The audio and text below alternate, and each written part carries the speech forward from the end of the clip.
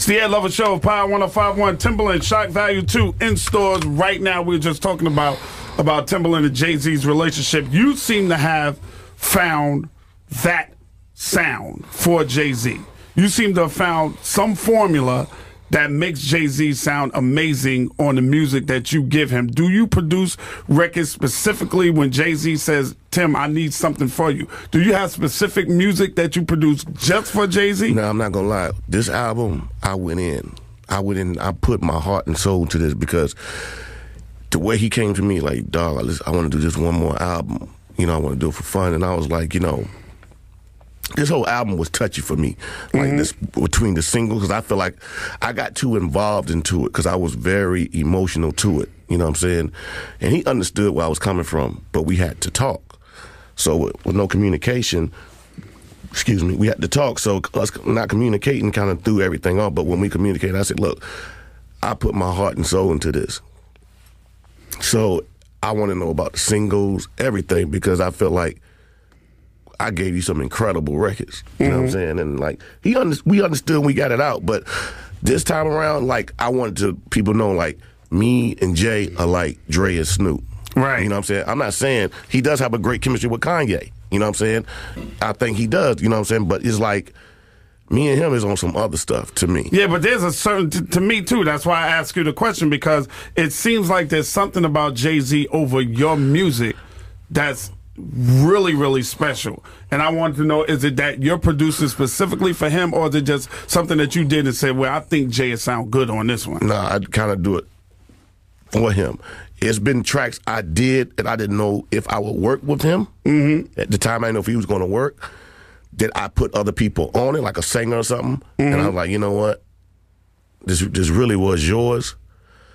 So I'm going to give it back to you. You know what I'm saying? So it was, but I didn't think at the time he was going to do another record. Right. So what I did is just gave whatever record I had for him. Because when I do a beat, I always think about Jay-Z. Okay. I always think about how he'll sound on this.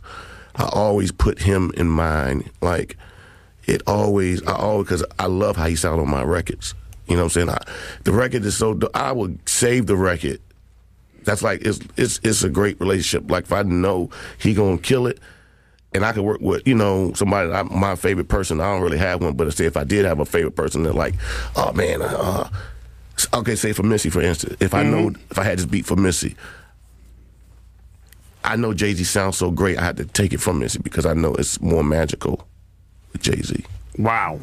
Wow, that's pretty, yeah, y'all are like Dre and Snoop, for sure, for sure. Did you do Big Pimpin' specifically for him? I did it for me. You did? I did it for me, for Timbaland Magoo. But I knew the only person could sound good on it besides me would be him.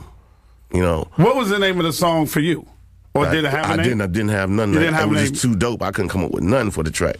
And, you know, I ain't no rapper, so I can't come up with jack. Anyway, so back then, you know, they really was, you know, oh, Tim ain't rapping, he full of crap. You know what I'm saying? But and at that point, I felt like that beat was going to make people say, oh, Tim can rap, just because the beat was so dope. You know what I'm saying? But I couldn't find nothing to go with it. I'm like, man, he was leaving out the studio, and I was like, man, I don't want to play you this, but I'm going to play you something.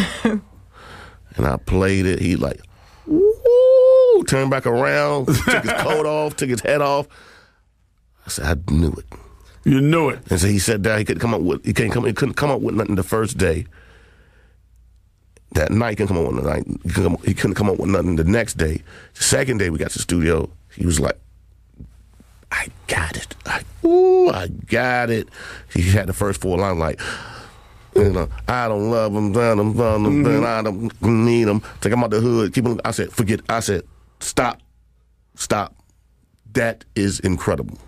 Right. What was you? I wouldn't even think I flowed like that. What made you? I just bowed down to him. Like, I got on my knees like, you're the greatest. Wow. It's amazing. The way you two guys work together is amazing, man. Shock Value 2 is your album right now. It's in the stores right now. Do you pick and choose? Because it seems like everybody that comes out in the business want to work with you. How do you pick and choose who you want to put on your music when you're doing an album? I really figure out, right now, I don't do it for people who has fake hype. What I call fake hype is no talent, but, you know, the world likes you anyway.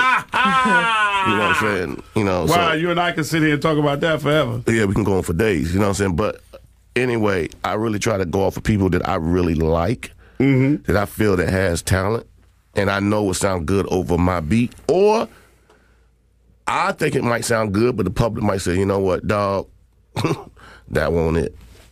But I'm cool. I could take the public criticism. But I think, to me, because of the talent level, I think they would sound good.